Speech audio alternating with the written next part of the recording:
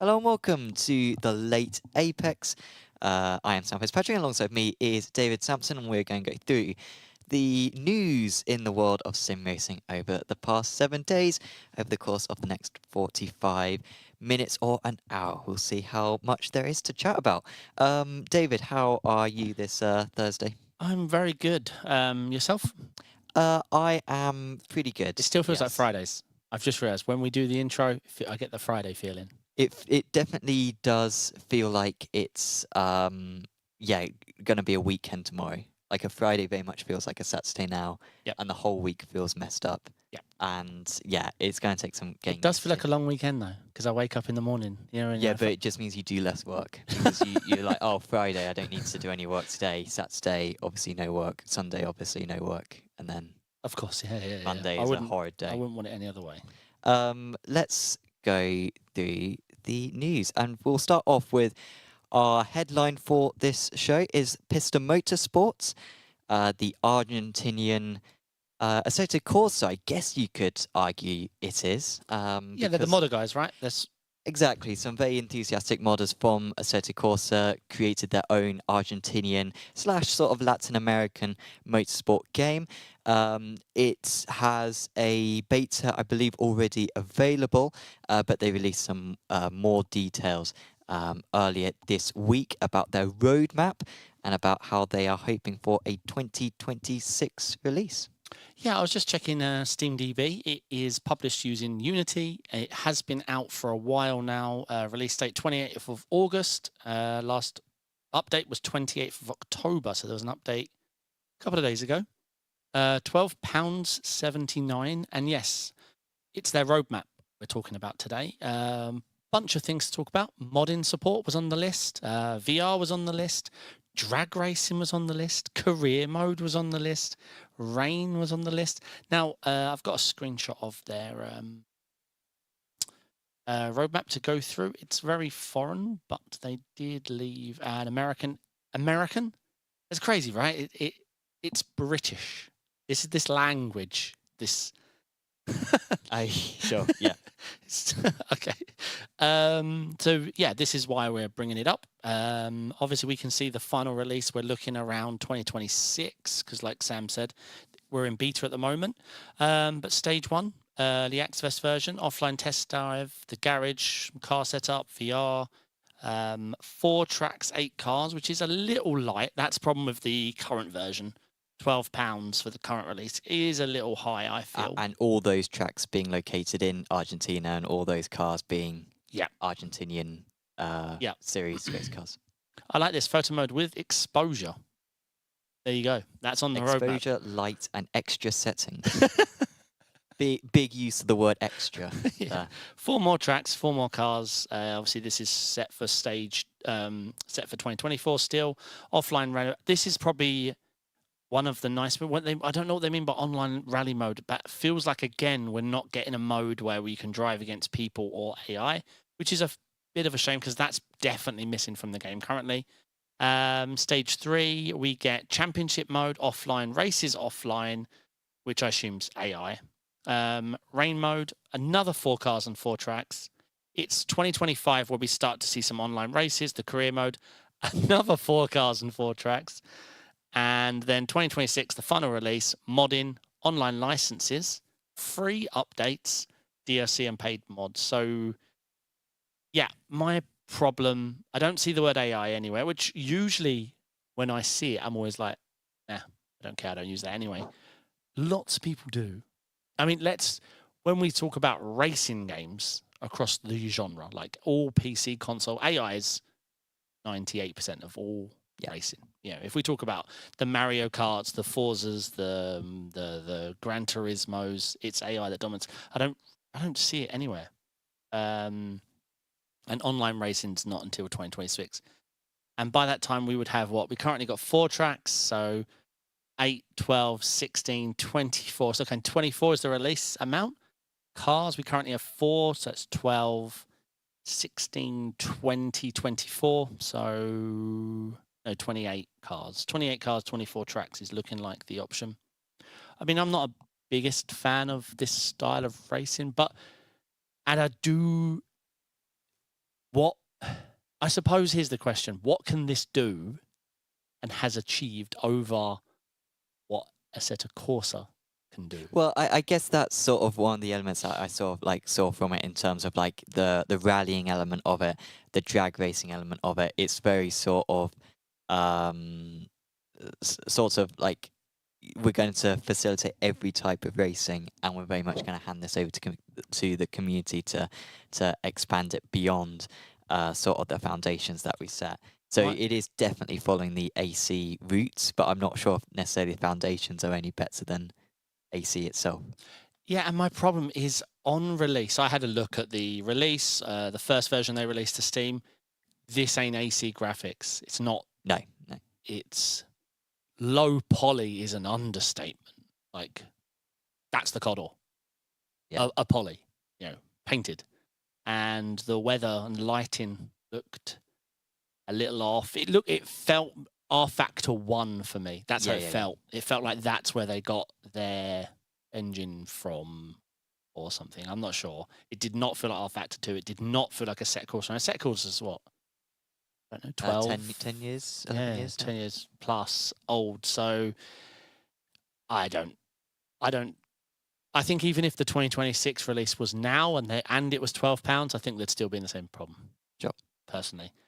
Selling an online mode, online only works if there's people. Without people, you've got a dead online. That's very hard to achieve.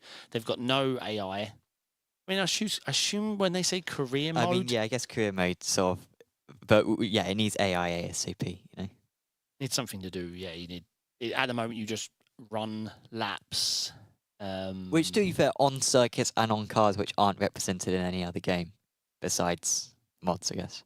True. In Assetto Corsa, probably designed by these same people. Yeah. But just looking at the SteamDB stats, let's have a quick look. 2 people in the last 24 hours. All-time peak was 35 people. I have the release picture graph thing here. On release, it was around 35 people. What was that? End of August. By early September, we're down to 10, 6, 5, 4, 5, 7. I worry why their staff aren't playing it. Yeah. yeah. Or is that them? Is it just the staff? It's worrying. It's not easy out there. Good luck to them, and hopefully they find their Argentinian, Latin American niche, and it works for them, and they got a few championships. That's what they need. They need one league or one championship that's popular. Focus, hyper focus. That's what they should do. Yeah. Don't try and be the be all and end all. Just get a niche, and that can grow from there. Let's start talking about hardware then.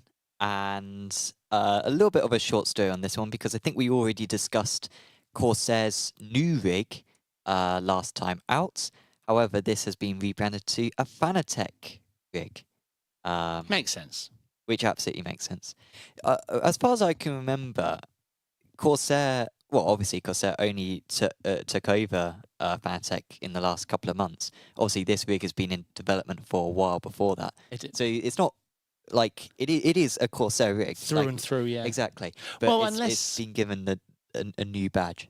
Obviously, we don't know when all of this sparked, right? When did the Corsair Fanatec acquisition start? Because we hear about it, secondhand and news articles. So maybe there was some inkling of this happening. My thing is right now, when I think Corsair, I think massive tech company. When I think Fanatec, I think massively in trouble. Why would you rebrand your Corsair I know they bought the Fanatec brand, so it's theirs to save, but I don't know, maybe I'm going wrong here, but if I was Corsair, I'd be like, we own everything Fanatec's got now. And that's great, to be honest. And you would just rebrand most or all new products to Corsair. Why not? So, I mean, it's a when I think Corsair, I think high-end piece. All right, I think very RGB-y. Well, you think how much market probably Logitech get, right? Exactly. If you've already got a Logitech mouse, a Logitech keyboard, and you want to go to sim racing, you're like, oh, just get that. 300 quid Logitech wheel. So yeah, it would make sense. But the rig, we looked at it, it's track racer-esque with the, what do you call it, tubing? Yeah. It's white. I like it. It does need to hit the right price. I don't know if it's been announced yet what price it is. No, it still hasn't been announced what price it is. I think they were estimating just under $1,000, I believe. They were. Needs to be well under $1,000 for a non-80/20 rig. Yeah. It really does. My problem with all these rigs, the thing that hasn't been solved, apart from maybe like a play seat, is shipping. How do you mass do this? Yeah. You can't. I get it. We all spend 80 to 150 on shipping for a proper 80/20 rig, but that can't be what ends up being the PlayStation of rigs. It can't. I've not really noticed it much before, but the actual monitor is a long way away from the driver, right? Like an extremely long way away from the driver.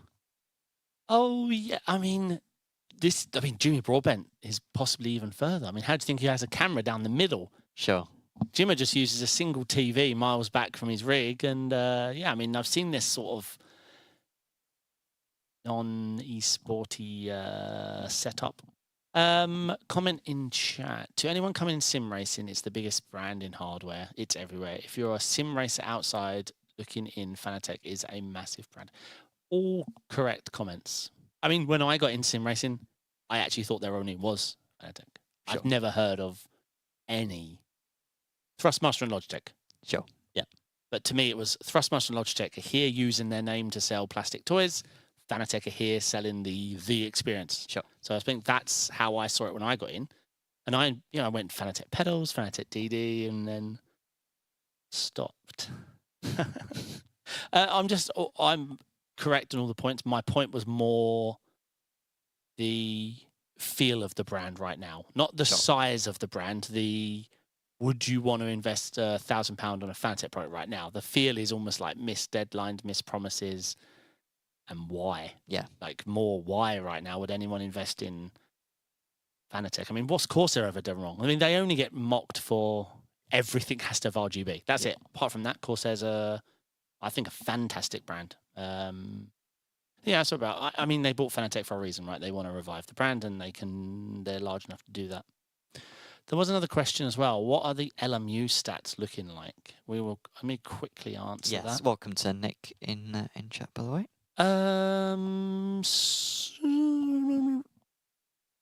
Solid-ish for them. How to best look at this? This is release. Let's just get rid of that. That was yesterday. So 744 stagnation, and I assume these are like releases and things that come out. But if we look at the last 6 months, it's fairly consistent. I wouldn't say as well, like, I don't know, would you say any of the releases recently on LMU have been particularly significant? Obviously, they've added cars and tracks, but I'm not sure if they're necessarily going to be elements which are going to bring people in for a sustained amount of time. It's going to be more sort of like career mode, that type of stuff, which might pull in people for longer than a weekend. The thing I'm shocked is that when was the Le Mans IRL 24 race? What was the date? June 20th, something like that. Unbelievable, right? Hold on. June. What, this was it? That's July. Oh. Or was it July or June? No, I think it's June. Yeah, I think it's like, middle of June, usually. So here, perhaps. Okay, so yeah, that 2000 peak was probably it. They spent a lot of money on TV advertising. It didn't really sustain people. No, it just went back to normal. It's fine for the amount of events they run. People are always shocked when I fire up a race, and I'm getting used to that. Fire up a race, and people are like, "Oh, 8 splits." I'm like, "Yeah, it's been 8 splits all day." And people are like, "What? Hold on." And like, "Oh, right, there's 3 races. iRacing has 630 an hour." Yeah. And what grids are there? Like 20 car grids or something. Yeah. Exactly. Yeah. So it works. It needs. I don't know what it needs. I mean, GT3s ain't going to do it because they got to sell that, right? they're not adding GT3s to inject that growth. They're selling GT3s, right? So Sure, yeah. you know what I mean? Well, yeah. I think you get like one free GT3, don't you? But then, yeah, you got to pay for the others. So, yeah, you're right. Yeah, I'm sure there'll be more news on that in the coming weeks before the end of the year. Yeah, I mean, I'm rooting for them, but it's been doom and gloom in the news, right? With them, you don't usually let a division of your staff go because things are jolly. No. Right, what's up next? Tracktime prototype aluminium rig is the headline. Who is Tracktime? Tracktime have have historically made steel rigs. However, they got this very bold-looking aluminium rig. Steel? Um, Damn. It looks like something out of Tron. It does. That is certainly the most distinctive part of it. Also, the PC being up high gives me anxiety. That's so for the past couple of years, that's where my 2 PCs have been. Okay, yeah. Literally, I've had it that way for, no, maybe 4 years, 3-4 years I've had it that way. Both my gaming PC and streaming PC are behind my center monitor, up high. Okay. Yeah. That was the notorious clip where during the race, my PC shelf collapsed and both my PCs slammed on my foot and my pedals and wires went every mid-race. Sure. Bad. What, and did the game close? Or did it go on? My entire game went onto my left monitor and it's night Sebring LMP2 and I had to pit. The biggest problem was I was fine stopping for the guy or the line. Obviously, the FOV is 926 billion on a single monitor. Sure.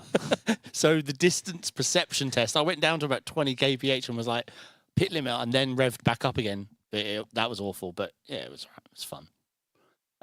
Yeah, is there close-ups of this rig? Because like all that I'm seeing is like these 2 bright Tron lines. You know, like on the few. So here's a little. Well, not especially close. Yeah, I don't know what This is from Traction's article, by the way. Do you know what I mean? I don't know what they're selling. Like, I get it, but why that? It looks very thick. Again, it looks like the shipping's going to be high. This is what I want to solve: firmness to shipping ratio. That, I think that's the big thing that the next rig needs to solve.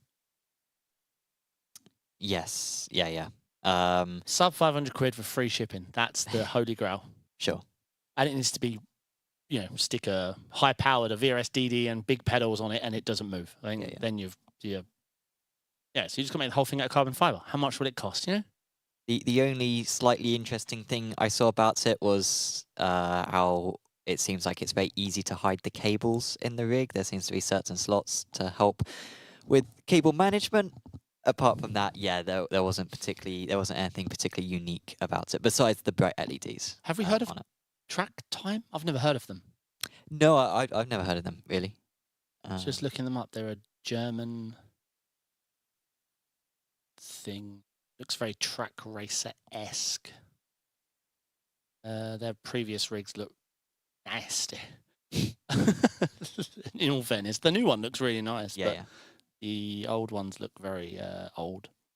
But yeah, good luck to them in, I don't know, more LEDs. I mean, I add LEDs to everything, don't get me wrong, but I'm just, can't we have the trend now where it's uncool, please? Sure. Because everyone's like, look at my new PC. I'm like, yep, it's flashing and everything's flashing and spinning. What are the specs like? What's the cooling like? I don't know. Flashes though. I'm like, cool. Cool.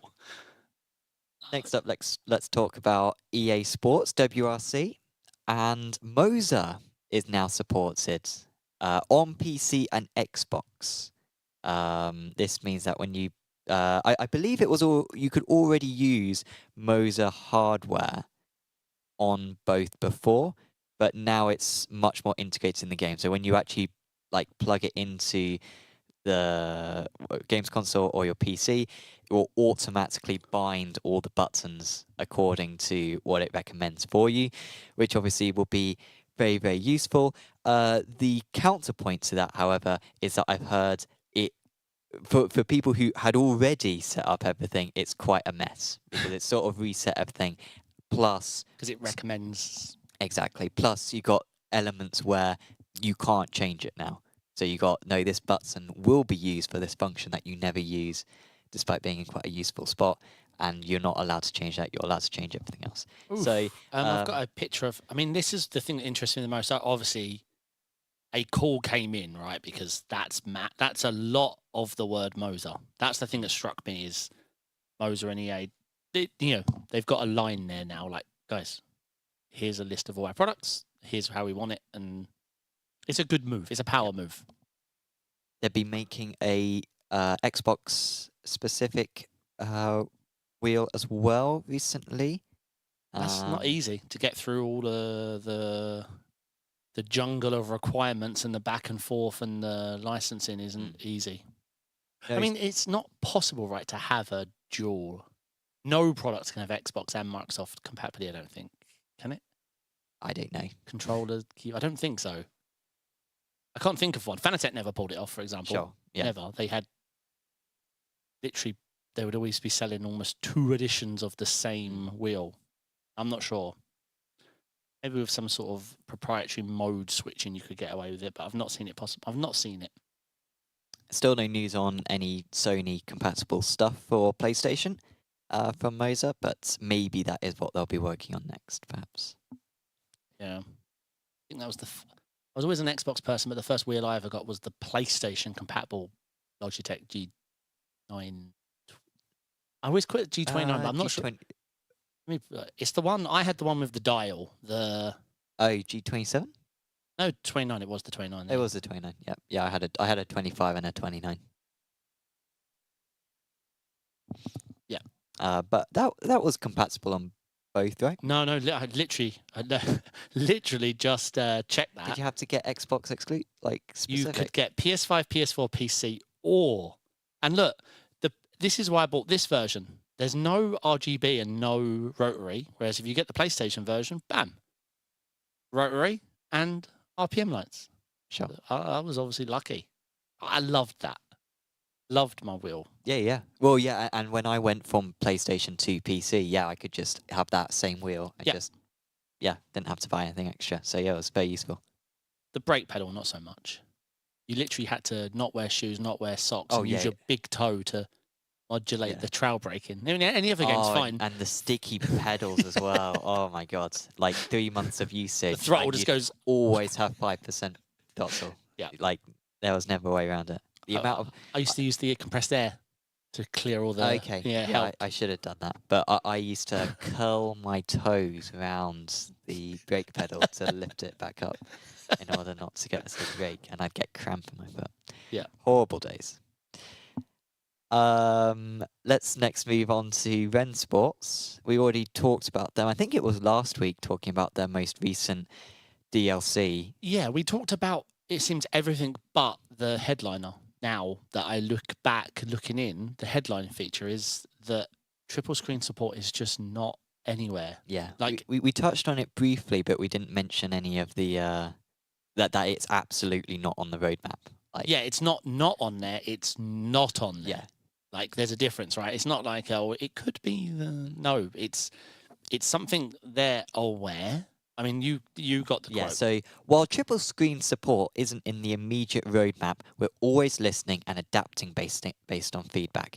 As we continue to develop Rennsport, we'll definitely keep this conversation open. The reason behind this is that the development team's focus is on other elements. We completely understand that many in our community are eager for triple screen support, and we hear them. Right now, our focus is on a few key priorities that we believe will push Rennsport forward in exciting ways, especially as we work on features that represent the future of sim racing. Which is incredible because that's basically their response to, are we going to have rallying? And they'll just say the exact same thing. So it sort of is depressing in terms of it's as far away as if you said Macau Street Course, something like that. That's their response to a lot of stuff in terms of, it's not immediately on the roadmap, but in future, we'll certainly consider including this. So, as a game developer, I used to build games, and I know the platform they're using, and I know they now offer VR support. So there is only one reason. They just don't want people to do it because of FPS. I can't think of another logical reason. They don't want people to it's finally here. Yes, boom, triples, brilliant. Jump into it, oh my God, what's happening? why am I getting, I don't know, say 39 FPS? I'm assuming that's the problem. Because if they're running the Unreal version now that gives them VR support, that means they have everything they need to just, I mean, it's not even a lot of work for them. It's almost no work for them. It's a couple of tick boxes and a redeployment. Sure.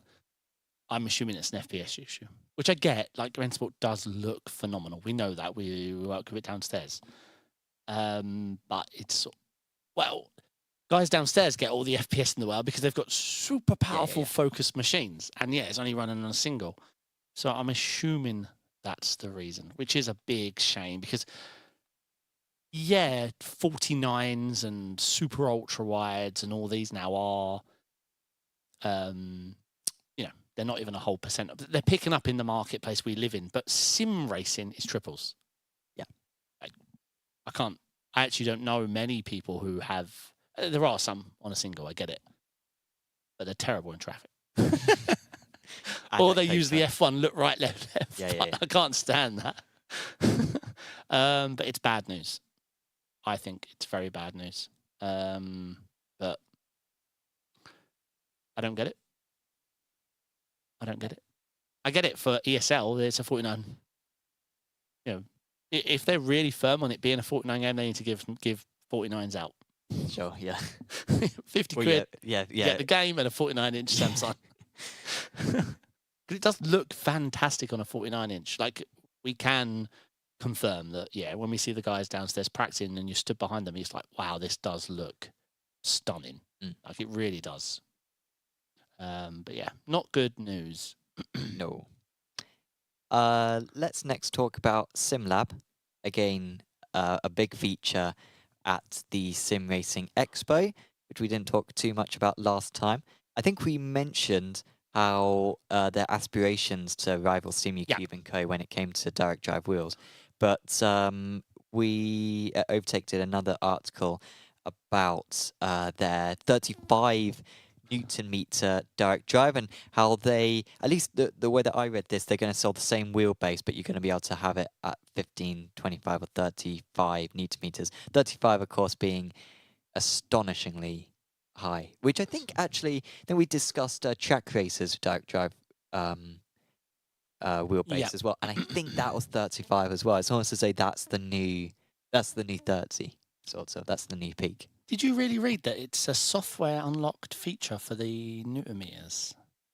I am not sure. Maybe I'm jumping to conclusions. It does say three versions of the base are going to be available with peak torque values of 15, 25, and 35. So no, I guess it will be different bases then in that case.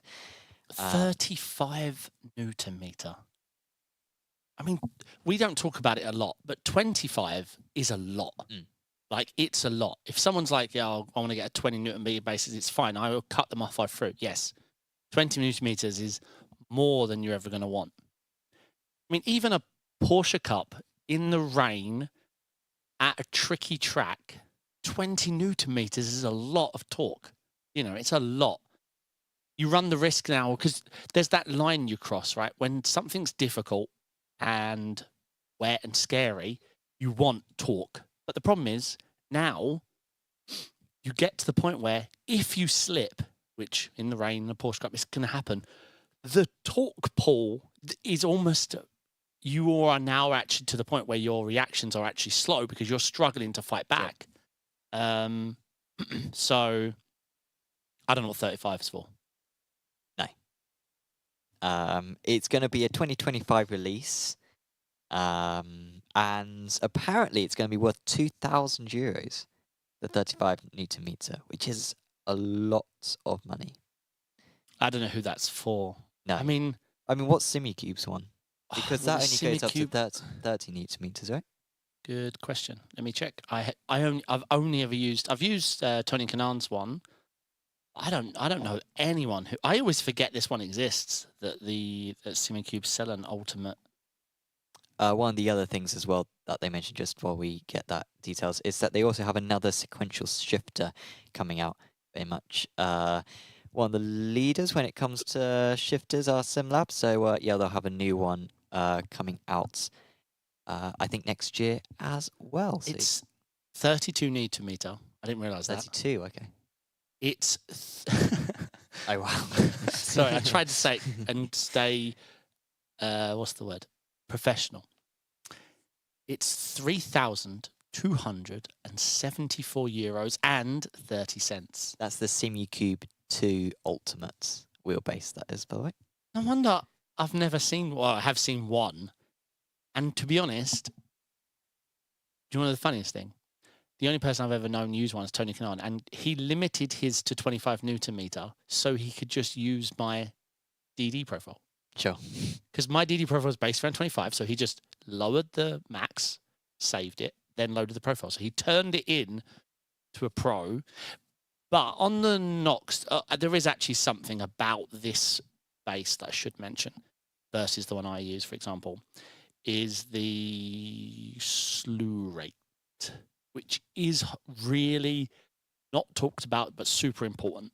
We all talk about max torque, which is just how hard it will hit you, not the speed it will react to that action and that slew rate. It is faster. But I now know why I don't own one and never will, because 3,200. What's the Pro? Wait, the Simucube 2 Pro is 1,500 quid. And what's the max on that? 25, I think. Well, I have it's 25. Holy Christ. That's crazy. I need a reset on how much everything costs because I've had everything for so long. Yeah, that's crazy money. Yeah, good luck to them. I just don't understand, what Simlab are why they're attacking that market. Yeah. And the thing is, like, with Simucube as well, it's such a big name, and because they're seen as, like, industry leaders, you can imagine some millionaire just saying, oh, okay, I'll just get all Simucube stuff. And they sort of had that market sort of cordoned off, I feel like, where if you're going for the absolute top stuff, and you got a lot of money, then do that. Whereas, Simlab isn't really a big enough name for that. Unless you're Danish. I think they're Danish, at least. Yeah, so looking at their pricing, I was really interested in talking about the 35 Newton meter, but the 15, 25, and 35, 1,000, 1,400, and 2,000. Personally, I think they're all... Like, I know I just read out the Simucube prices, but forget that. I just think they're all mispriced, to be honest. You've got companies like MOZA and stuff attacking the 8, 12 and 15 sort of arena. You've got VRS placed themselves perfectly on the 20 for a really good... Is it 20? Yeah, for a really good price. I don't... Maybe I don't understand business fully, but there's marketplaces and niches, right? Why would you attack the lesser Sal big monster of Simucube? But, I don't know. Then again, MOZA are massive, aren't they? We're like, oh, they're the new kid. They're not. They're bankrolled, right? They can't make a mistake because it doesn't matter. They just write it off as, oh well, what should we try now? A Lamborghini wheel? It doesn't matter. But let's say Simlab to me will always be like that, the 80/20 company. Sure. I love Pro Sim Rig, VRLF, whatever, but loads of companies are spawned and have their rigs and they look fantastic. But if Simlab wasn't there first, we wouldn't have them. That's the feel I have. Simlab pioneered the really nice, the 80/20 model. When you pitch one in your head, you're picturing a Simlab fork or the Simlab itself. But yeah, good luck to them. Their pedals have gone down very well. They're not super popular, but everyone I know who got them was surprised at the price and surprised in the quality and really happy. So I'm hearing, good things. They're taking their time to try and attack this full-on marketplace. But we're seeing them all do it. Simlab, Track Racer, they're all now deciding, oh, sod it, let's do everything. Keyboard, mouse, rig, direct drive, wheel rim, the whole thing. Let's do the whole thing, the whole pie. Yeah. Let's talk about iRacing next and the IMSA Esport Global Esports. No, I've not done this justice. I've put global in this name twice. IMSA Esports. I'll fix it. Global. There's IMSA in there. Basically, it's the IMSA World Championship pre-qualification is on. It is active. I gave it a go. Yep. I jumped in the Caddy, GTP, Indy. I had the Indy 6 set, so I thought, how hard can it be? Loaded the Q set, loaded the fuel. lowered the rider right a click. Thought I'd run 10, 15 laps. How far off can I be? Holy moly. Like, then I clicked and the big guns, the Owens and stuff, they've done like 400 to 600 laps. Sure. The lap times were like, like I worked out, was it top 45 or whatever, go through to the shootout race or whatever it was. I looked at this, so I just focused on that time to get in and ran, oh mate, it's like 1.6 seconds off on a good lap. I was like, I'm not doing this. Like, good luck to them. The lap times were mental. I could see the Marcus Hamiltons and the names we know from like the aero leagues that win it. Drivers, in 70th, and not just that, the margin, as you know, the margin starts to get so difficult. Like you tell yourself, oh, I only need a 12.7. It's like, yeah, but it's those last 2 digits that give you the next 20 positions as well. You can't just do a 9.9 on the end. No. Yeah, so it looks like very elite stuff going on. Do we know if any of our boys have been? Yeah, because Apex do get a free slot in, I believe, because we won Petite. So I think that's how it works in terms of some of the VCO events with the special events. If you won in the GTP or GTD class, I think you get like a free entry for that team. So I think that's between Daytona, Sebring, Watkins, and Petite. Plus, there might be 1 or 2 other events which are included. So we get 1 free slot, but I think we're aiming for more than 1 slot. But yes, on the dress, I had to work hard. It is very competitive. Apparently, there's the shootout at the weekend. Yep. I'm not entirely sure what the format for the shootout is, but that will be. I assume they're letting in slightly more numbers, and now they've got to break it down. Why isn't there LMP2s? Is it just does GTP? IMSA still have LMP2? What, IRL we're talking about? IRL, yeah. What, for 2025? But yeah, there are no LMP2s. Of course, the original season of this had TCRs and GT4s, if I recall correctly. It was like a mix between the Sports Car Championship and the Michelin Pilot Challenge, but that was eliminated. Yeah, there's LMP2 for the following season. 2025 as well. Okay. The M2 car sees itself to increase in 2012 with 12 entries. Yeah, it's there. I guess there's no manufacturers though in LMP2, and if they're really trying to get manufacturer support, aren't they? In the you said a lot of words without saying the word money.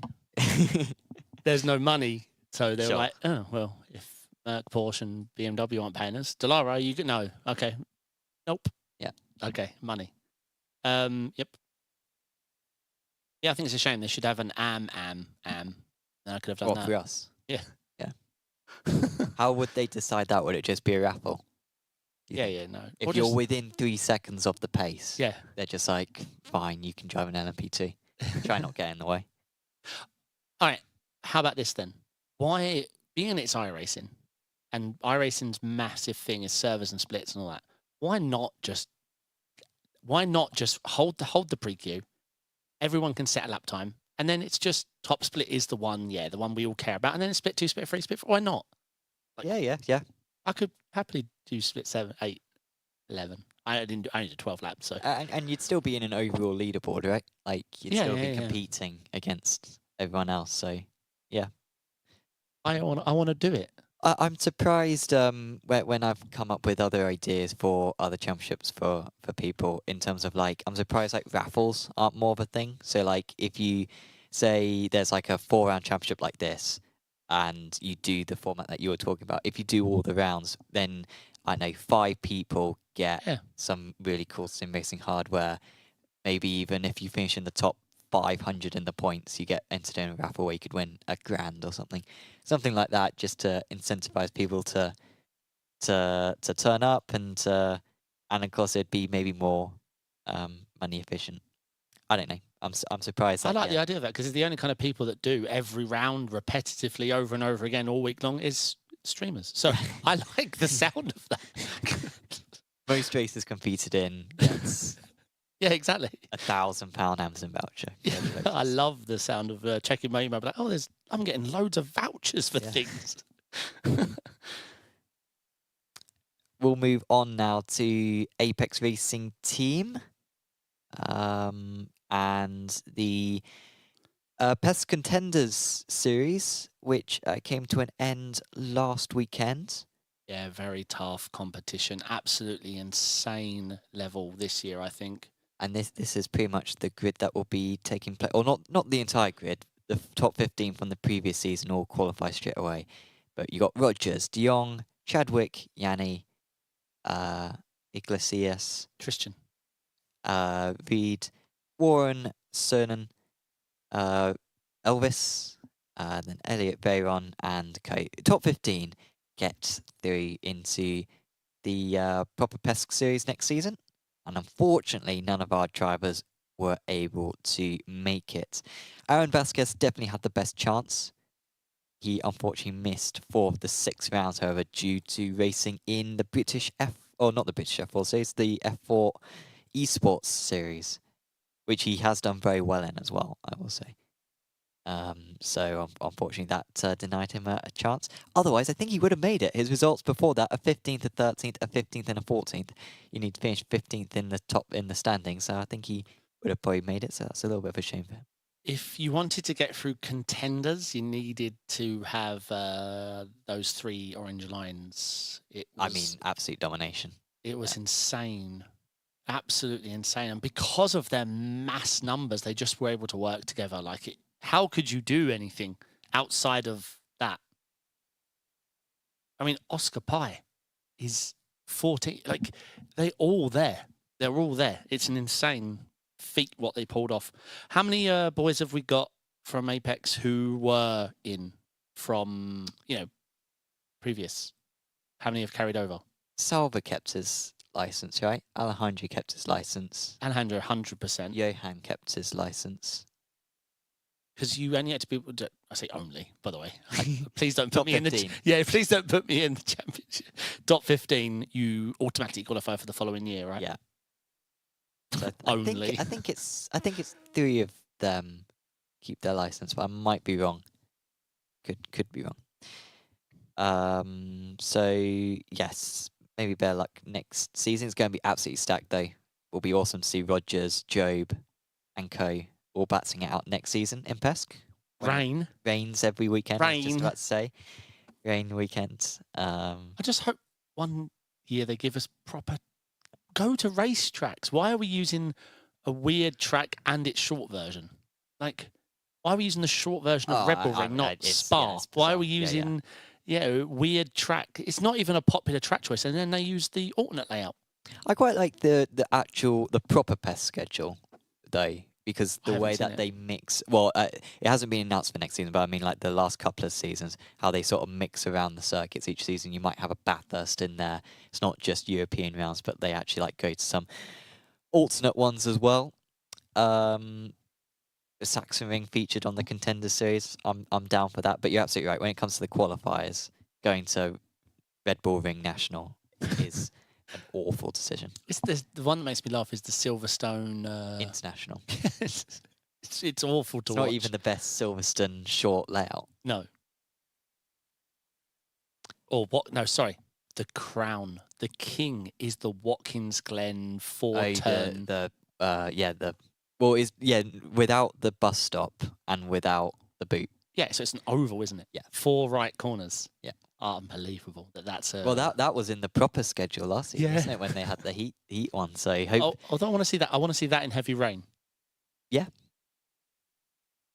Let's do it. Do NASCAR have rain yet? Nope. No. That'll be a fun round, perhaps. Oh, I say no. I don't think so. I don't think it's been added, has it? I don't think dirt, oval, or rally has rain. No, I think it's just road, yeah. Other Apex Racing team news. Alejandro Sanchez won the first round of Racing Unleashed Racer League. He won 3,000 Swiss francs in the process, which is about 3,200 euros.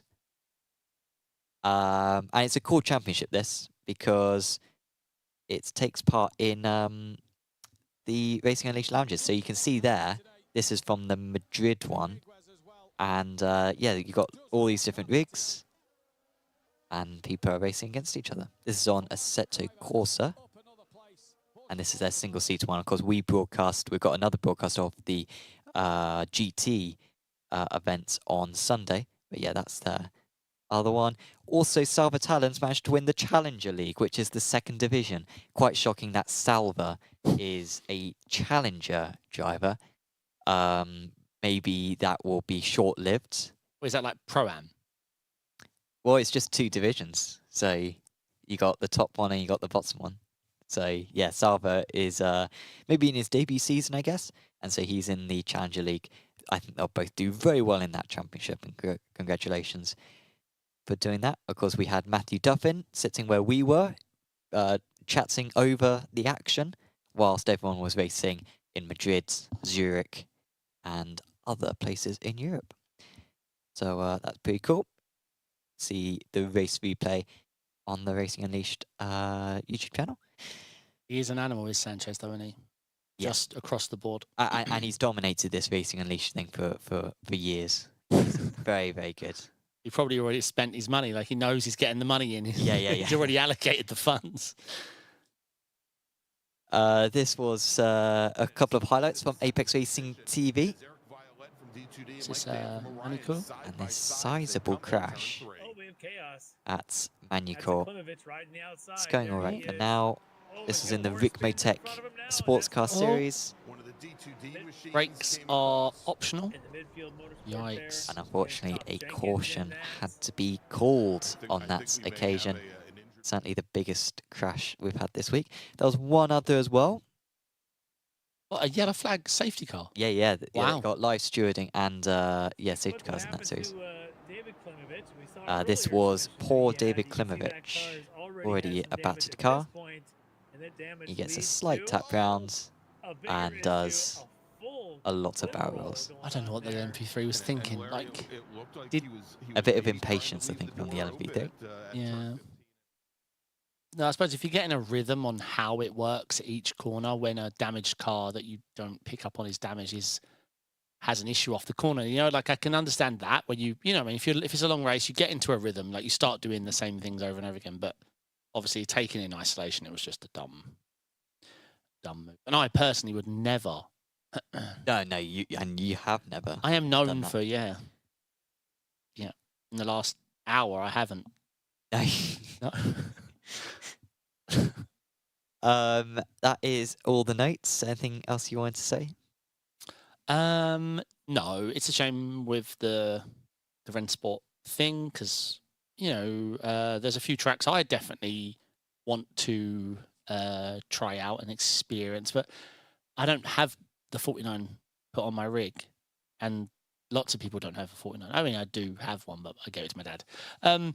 But on my using one monitor on a triple, I think this is where the problem and the frustration comes from. Using a single on a triple setup is just, it's weird because if you own the triples, it's all you use. So when your game is doing this, I've got my desktop wallpapers on the left and right. I'm like, I go and turn those off and set it to black, and it's still, I don't know, you know what I'm trying to say? It's sure, if you're used to Gran Turismo or something, a single screen setup, then it's fine. If you've got a 49, it's actually a pretty amazing. It is the full experience essentially. But if you have a triple setup, which I think is the majority, and they're the ones trying it, it's awkward. Yeah. So I want to get the experience. By the way, I got it working. Triples. Okay. Essentially, and with some. How did you find? Because I read some stuff about this in terms of like workarounds where you can get Rennsport on triple screens, but like it still the depth of field doesn't quite feel right. Correct. And the bevels as well don't quite. Correct. The angle I couldn't quite match, but I used as many workarounds as I could get, and the FPS was pretty bad, and yeah, the curvature wasn't quite right. But I'd done it enough, but I'd like to see it. But yeah, and obviously it's good to see Simlab trying, but it's not what I would pick to do. And I'm not spending €2,000. Yeah, it's cheaper than the Simicube. It is. It's €1,500 cheaper. But ain't nobody buying the Ultimate unless, like you said, it's the rich racing driver. He's just like, yeah, get me all the stuff. What version? The best one. Don't tell me. Just do it. Fit it to my rig. But yeah, no, it's all good. And good luck to PISTA Motorsport, but my. It's going to be really hard for him, especially maybe in 5 years' time we'll be going, when this is owned by PISTA Motorsport and it's the biggest game in the world. And we'll be going, we were wrong. If they're listening, a better business move right now would be to secure all these Argentinian licenses and cars and tracks, do their best to secure them. And then when Assetto Corsa Evo comes out, maneuver yourself as the modding team for it, and hopefully they launch a monetization method. Could earn more money selling official Argent. If you've got the cars and tracks license and you can sell them for AC Evo, bam. Yeah. Free business advice. There you go. Well, that will be it for us today. But we will see you back in another 7 days' time. Of course, do make sure to tune in as well to the Apex Racing League Prototype Championship later on. But for now, for me and David, we'll say goodbye and we'll see you next time.